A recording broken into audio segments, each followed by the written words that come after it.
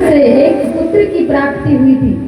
यह तो तुलसी जी के कहे अनुसार बदन मतलब कार्तिकेय भगवान का प्राकट्य हुआ है। और यहाँ माता पार्वती को जब पता चला कि भगवान शंकर के अंश से एक पुत्र की प्राप्ति हुई है, तो माँ पार्वती को बहुत पीड़ा हुई। पार्वती जी को जब पीड़ा हुई तो माँ रोने लगी, विलाप करने लगी कि मेरे गर्भ से यदि संतान उत्पन्न होती तो मुझे माँ कहती। माँ चाहती है ना कि मैं माँ बनूं। हर कोई माँ चाहती है कि मैं माँ बनूं, मुझे माँ बनने का सौभाग्य हो। और वह नारी बड़ी भाग्यशाली होती है जिन्हें संतान प्राप्ति होती है, संतान का सुख मिलता है। जो अपने संतान का निरादर करती है, दूसरे जन्म में उसे निसंतान रहना पड़ता है। पुत्र हो या पुत्री, उसका बहुत सम्मान कीजिए। अपने पुत्र की पीठ पर कभी माँ ने अपने 5 उंगलियों से कभी नहीं मारना चाहिए। अपने बालक की पीठ पर, पुत्री हो या पुत्र। माँ यह दुखी है, इतनी दुखी है कि तुलसी जी भी नहीं बखान कर कह सकते। यह तो वेदव्यास जी का रचिया हुआ ग्रंथ है, यह तुलसी कृत रामायण है। लेकिन जो हम कथा गा रहे हैं, यह वेदव्यास जी ने लिखी हुई है। माँ कहती है कि जिस अग्नि का रूप धारण करके अग्नि देवता ज्वाला के रूप में गए थे, तो उस अग्नि देवता को मैं श्राप देती हूँ। अग्नि देवता कहते हैं कि मुझे क्यों माँ, समस्त देवताओं की खुशी के लिए मैंने यह कार्य किया। तो सारे देवताओं को संतानहीन होने का माँ पार्वती ने श्राप दिया। क्या देवताओं को संतान होती है? जितने देवता हैं उतने ही नाम आप सभी को पता है। मनुष्यों की संतान होती है, देवताओं की नहीं होती। माँ की श्राप है।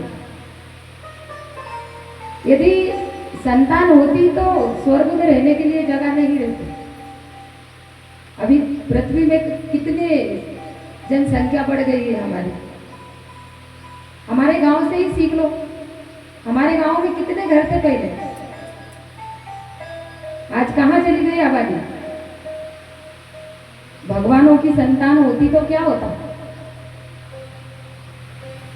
भगवान जो करते हैं सब अच्छे के लिए करते हैं, लेकिन हमें समझ नहीं है, इसलिए हम समझ नहीं पाते। मां पार्वती बहुत दुखी है, देवताओं को श्राप दिया और कहा जो भगवान शिव का अंश गिरा था, अंश गिरा, तब उस अंश को अग्निदेव कबूतर का रूप धारण करके अपनी चोंच में भरकर अपने अंदर गर्भ धारण कर लिया। अग्निदेव ने, लेकिन भगवान के तेज पुंज का इतना महाशक्तिशाली था वह तेज पुंज। अग्निदेव जो अग्नि के रूप में रहते हैं वह सहन नहीं कर सकते। तब उन्होंने मां गंगा की गोद में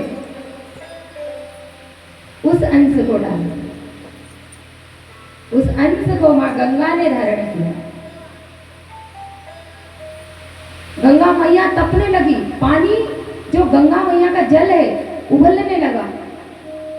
गंगा मैया से भी सहन नहीं हो रहा है। तब मां गंगा ने पुत्र की प्राप्ति के लिए कुछ माताएं आती थी स्नान करने के लिए। कौन सा स्नान कहते हैं उसे?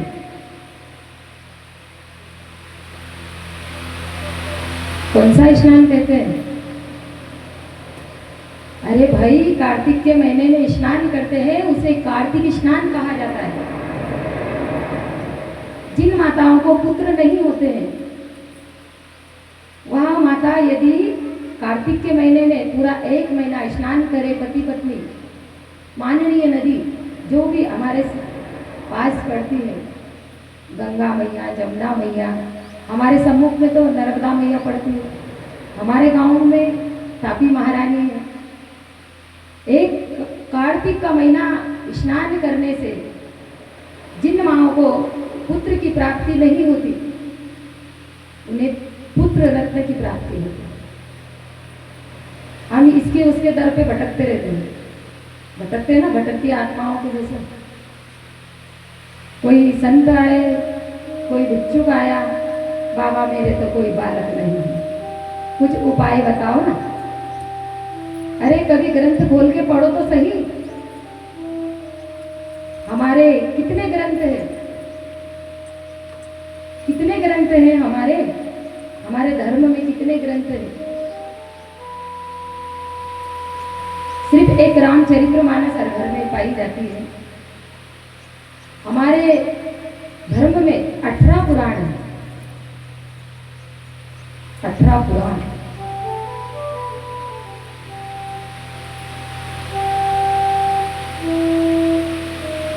कहीं ग्रंथों में संतान प्राप्ति के लिए है, कहीं ग्रंथों में हमें जमीन जायदाद धन दौलत कैसे प्राप्त करना है वह वर्णन है, और कई ग्रंथों में हमें जीवन का सलीका, जैसे कि रामचरितमानस हमें सिखाता है कि हमने कैसा जीना चाहिए। और कई ग्रंथ ऐसे हैं कि हमारी मृत्यु कैसे हो।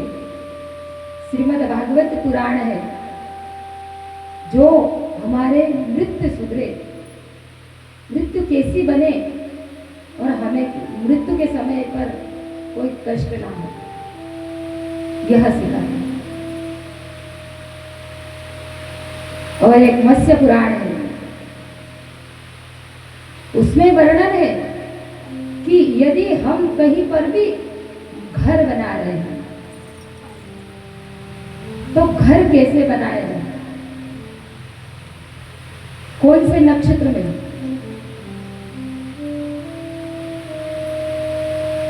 घर बनाते समय हमें भूमि की पूजा कैसे करनी चाहिए। घर केवल घर नहीं रहता है महाराज, घर मंदिर रहता है। घर तो हर कोई बना लेता है, लेकिन उसे मंदिर बनाना कैसे है, यह मत्स्य पुराण सिखाएगा आप लोगों को। मत्स्य पुराण कभी बड़े महात्माओं से गवाना, बहुत मोटा ग्रंथ है, सब में मोटा ग्रंथ मत्स्य पुराण है, इतना मोटा है, सदियों बीत जाए तो नहीं खत्म। मत्स्य पुराण के अनुसार यदि हम घर के लिए 4 महीने का निषेध बताया गया है, बाकी के कोई से भी महीने में नक्षत्र देखकर, दिन देखकर, चंद्र देखकर, चंद्र कहाँ है उस समय पर हमें घर की नींव खोदना चाहिए। घर आप लोग बना लेते हो, घर में सुख से नहीं रहते। भगवान का स्थान कहाँ है, यह घर बनाने से पूर्व पंडित जी द्वारा शोधन करना चाहिए। कैसा? अच्छा, मान लो आपने अपने मन से घर बनाया, बहुत बढ़िया आलीशान बंगलो बना लिया, उसमें रहने भी चले गए, भगवान को स्थान कौन सा दिया? भगवान के लिए स्थान कौन सा चुना आप लोगों ने? अरे उसे मंदिर बनाना है भाई।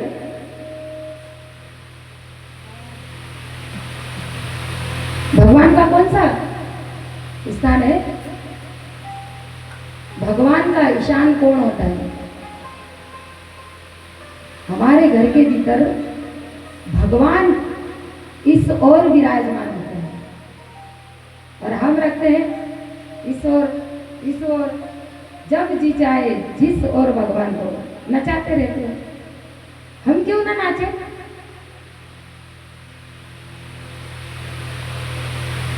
देखिए, किसी को बुरा मत लगना चाहिए, मुझे अच्छा नहीं लगेगा, लेकिन हमारी घर की माताओं के ही ऊपर है ऐसा। मेरे भाई लोग तो घर में नहीं रहते हैं ज़्यादा, उन्हें तो बाहर ही अच्छा लगता है, लेकिन माताओं को घर के अंदर रहना है। ईशान कोण में भगवान शंकर का स्थान होता है और जिस ओर भगवान शंकर का स्थान होता है उसी ओर भगवान का मंदिर बनाना चाहिए। और अग्नि कोण में हमें जो रसोई घर बनाते हैं वह स्थान है। अग्नि कोण कौन सा होता है? यह अग्नि कोण, यह अग्नि कोण।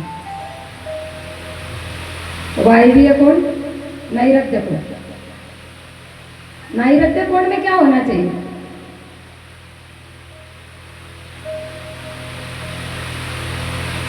अरे, नैऋत्य कोण में हमारा स्नान करने का स्थान और हमारा मलमूत्र त्यागने का स्थान होना चाहिए। और वायवीय कोण में क्या होना चाहिए? वहां पर होना चाहिए हमारे घर में धन आता है, धन की अलमारी और दही छाछ जहां बिलोया जाता है वहां यह कोने में होना चाहिए। जिस घर को मंदिर बनाना है यह सब अपना ले तो भगवान के मंदिर में जाओ ना जाओ, अपने ही घर में वह सुकून मिलेगा, क्योंकि वह मंदिर बन गया है। लेकिन आज तो हम जहां भी देखते हैं स्नान करने का स्थान, जहां भगवान शंकर का स्थान है, वही कैसे सुखी रहोगे महाराज? सुखी रहने के लिए क्या चाहिए? हमें भगवान को हटा दिया और वहां आप लोगों ने मलमूत्र त्यागने का स्थान बना लिया, तो आपके घर में लक्ष्मी जी कैसे टिकेगी? टिकेगी क्या?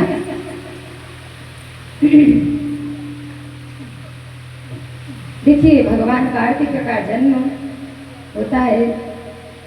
उन कृतिकाओं ने गंगा जी से आराधना की थी कि माँ हमें पुत्र रत्न की प्राप्ति होना चाहिए। गंगा मैया ने जब वह भगवान का तेज पुंज सहन नहीं हो रहा था तो वह तेज पुंज माँ ने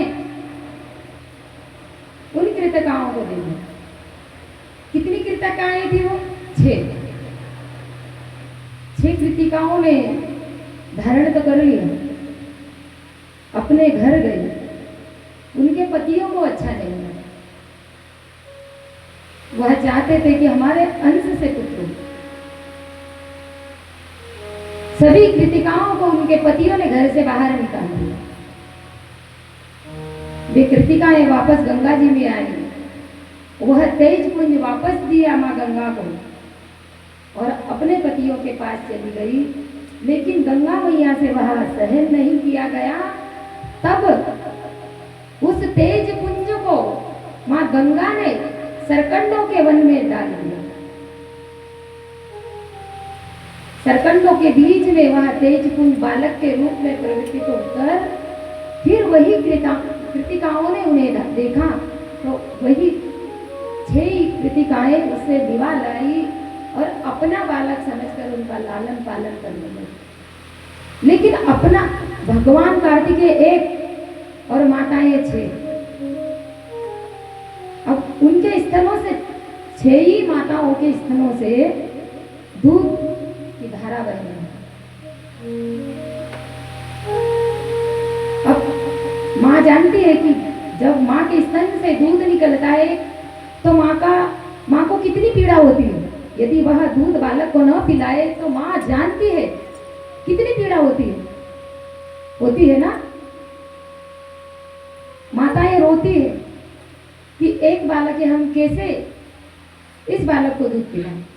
भगवान कार्तिकेय जी कहते हैं कि आप रो नहीं, मैं आप 6 माताओं के लिए अपना 6 मुख प्रकट करता हूँ।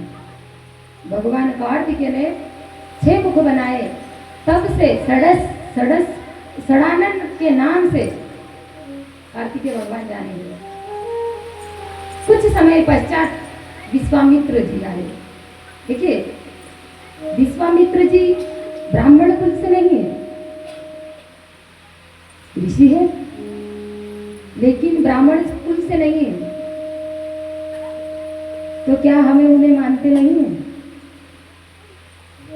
मैंने यहाँ बहुत कुछ देखा है, बुरा मत मानना, मैं किसी का दिल दुखाने के लिए नहीं बोलूंगी।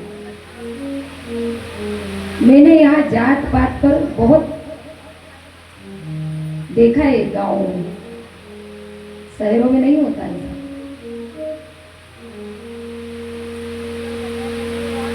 2 दिन के बालक ने विश्वामित्र को कहा, आप मेरा नामकरण कीजिए। विश्वामित्र जी कहते हैं, मैं ब्राह्मण देव नहीं हूं, मैं आपका नाम कैसे ग्रहण कर सकता हूं, आपका नाम कैसे रख सकता हूं मैं।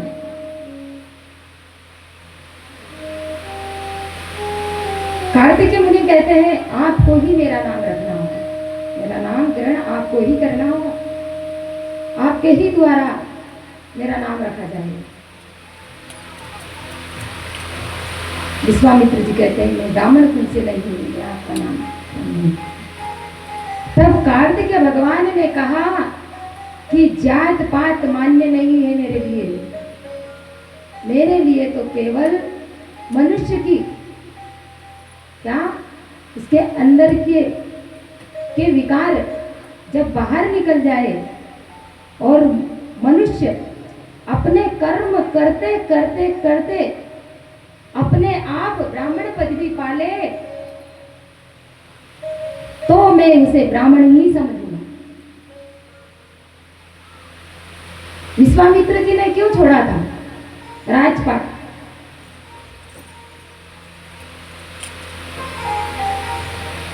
क्या कमी थी उन्हें? राजा थे वो। एक बार विश्वामित्र युद्ध लड़ने गए, उनके पास 10 अक्षौणी सेना थी, 10 अक्षौणी सेना। जब युद्ध करके वापस आ रहे थे, रात्रि का समय हो गया था, वशिष्ठ जी के आश्रम में आए। वशिष्ठ जी ने कहा कि आप सभी यही रहिए, क्योंकि अतिथि देवो भव, कहते हैं ना कि भगवान के समान हमें अतिथि को मानना चाहिए। लेकिन हम में से कौन मानता है अतिथि देवो भव?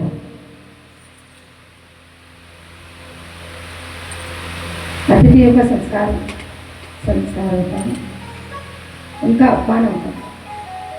देखिए, हमारे यहाँ पर कोई अतिथि आए तो उसे भूखा पेट कभी ना जाने दे। क्यों नहीं जाने देना चाहिए? इसलिए कि अतिथि आते हैं तो लक्ष्मी भी लेकर आते हैं और उनके पीछे पीछे काल देवता भी आते हैं। काल देवता को तो आप जानते ही हो भाई, जानते हो ना? कौन नहीं जानता काल देवता को?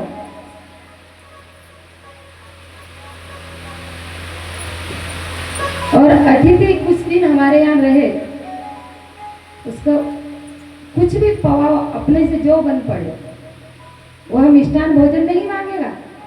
आप जो पाओगे उसमें ही प्रसन्न रहेगा। लेकिन जिस दिन जाता है, कितना भी उन्हें विलंब हो रहा हो, हमने उनके लिए भोजन प्रसादी बनाकर उन्हें पवा कर ही भेजना चाहिए। क्यों? कि वह खाली पेट घर से निकल गया तो लक्ष्मी तो उनके साथ जाना ही है, लक्ष्मी रहेगी नहीं। लेकिन जो काल देवता पीछे है उसे वही छोड़कर जाएगा। तो काल देवता से हमें डरना चाहिए। लक्ष्मी जी होना ना हमें, तो किसी भी अतिथि को भूखा ना जाने देना। किसी भी कोई भी आओ हमारे द्वार पर आया है बाहर गांव से, तो उसे जो हमसे बन पड़े, रूखी सूखी रोटी, जो हमारी क्षमता है उसके अनुसार उन्हें प्रसादी पवाह कर ही भेजो। लक्ष्मी जी यही छोड़कर जाएगा और काल देवता उनके पीछे पीछे चले जाएंगे। यही सोचकर वशिष्ठ जी ने विश्वामित्र को रोका और कहा कि आप हमारे यहाँ भोजन प्रसादी पाकर के जाइए। तो वशिष्ठ जी विश्वामित्र जी कहते हैं, मेरे पास 10 अक्षौणी सेना है और आप दोनों पति पत्नी हैं, आप इतना भोजन प्रसाद बना पाओगे? वशिष्ठ जी कहते हैं, यह हम पर छोड़ दीजिए, आप इसके लिए दुखी मत होइए। कैसे बनाएंगे, क्या करेंगे, वो हमारा कार्य है। आप तो प्रसादी पाइए, पंक्ति में बैठिए। 10 अक्षौणी सेना एक साथ पंक्ति में बैठी है प्रसाद पाने के लिए। वशिष्ठ जी के पास कामधेनु गाय, कामधेनु से वशिष्ठ जी ने कहा कि ये जितनी सेना है, 10 अक्षौणी सेना और जितने भी मंत्रीगण है, उनके लिए मिष्ठान भोजन बनाओ। एक क्षण में पत्तले पड़ गई, भोजन परोसा गया, सब पूरी सेना ने प्रसाद पाया। विश्वामित्र तृप्त हो गया, लेकिन लालच जागृत हो कि ये दोनों पति पत्नी इतने सारे लोगों की अवस्था कैसे कर सकते हैं। वशिष्ठ जी से पूछते हैं कि आपने इतने लोगों की सेवा कैसे की? वशिष्ठ जी तो बोले हैं, महाराज बता दिया, यह तो कामधेनु है। अब तो लालच और बढ़ गया, गाय के गौ माता के लिए, कामधेनु के लिए वशिष्ठ जी से युद्ध करने के लिए तत्पर हो गए।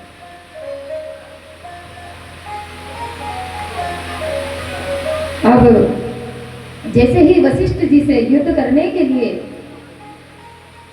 विश्वामित्र जी तैयार हुए,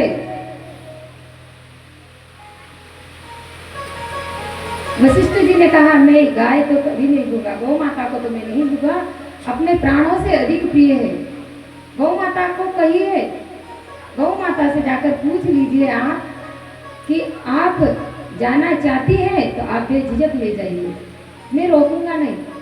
लेकिन कामधेनु मैया वशिष्ठ जी को कैसे छोड़ती? जो धर्म का कार्य करता है उसे भगवान कभी नहीं छोड़ते। कामधेनु ने भी नहीं छोड़ा और युद्ध हुआ। गौ माता कहती है कि आप मुझे अनुमति दीजिए, मैं अभी पूरी 10 अक्षौणी सेना को एक क्षण मात्र में विध्वंस कर सकती हूँ। लेकिन वशिष्ठ जी धर्मात्मा मुनि थे, समझते थे कि किसी को पीड़ा देना हमारे लिए सौभाग्य की बात नहीं है, हमारे लिए हमारा मान मर्यादा सब पानी में मिल जाएगी। लेकिन विश्वामित्र जी मानते ही नहीं। गौ माता से कहा गया, माँ आप जैसा करना चाहती है वैसा कीजिए। गौ माता ने क्षण भर में सारी जितनी 10 अक्षौणी सेना थी उसको विध्वंस कर दिया और विश्वामित्र जी के सीने पर यहाँ पर दोनों पैर रख करके खड़ी हो गई माँ। जब विश्वामित्र जी कहते हैं कि आप मुझे ज्ञान दीजिए माँ, मैं ब्राह्मण बनना चाहता हूँ, मैं ब्राह्मण नहीं हूँ, इसलिए आप मेरे से दूर जा रही है, मेरे पास रहना नहीं चाहती है। तो माँ गौ माता बोलती है कि नहीं महाराज, ऐसा नहीं है। जिसका हृदय कोमल होता है, मैं उसके समक्ष चली जाती हूँ, उसके पास रहती हूँ, उससे दूर नहीं रहती। जिस दिन गौ माता ने विश्वामित्र जी से कहा, उसी क्षण राजपाट त्याग दिया और संत बन गए। संत बन गए। आज कार्तिकेय भगवान कहते हैं कि मेरा नामकरण कीजिए। भगवान कार्तिकेय ने उन्हें वह शक्ति दी कि वह ब्राह्मण तत्व में सर्व पूजनीय जाने गए हैं विश्वामित्र।